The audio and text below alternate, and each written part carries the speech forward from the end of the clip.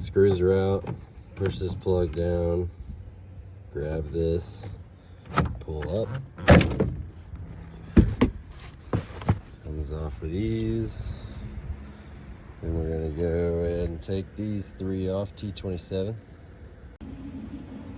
Once those are off, take this, pull it over here.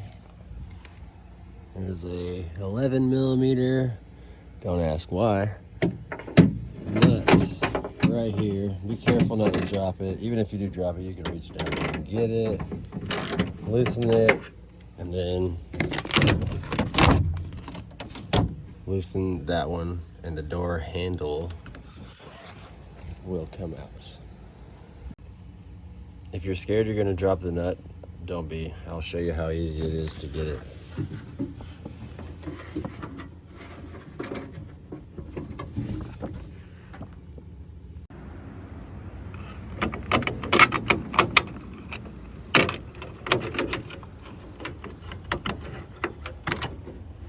I'm gonna take this little green tab, push it that way. Tink, this will come out of the way. And then I'll show you some more when I get it soft. This might be hard for you to see, but this yellow tab just kind of rolls around this thing. I don't know if I can do this with the camera, but all right, with that thing flipped up, this should pop out of your way.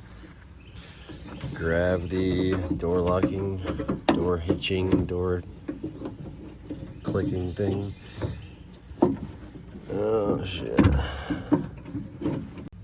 Alright, it is a mild pain in the ass to get it out of there. Try to unplug these, pop out a few of these fucking body bonnet things. And I mean, there's other videos on this exact same thing, but the only reason I'm making this one is because none of them told me exactly what they're prying up. It's this. See that little flat thing right there? This needs to go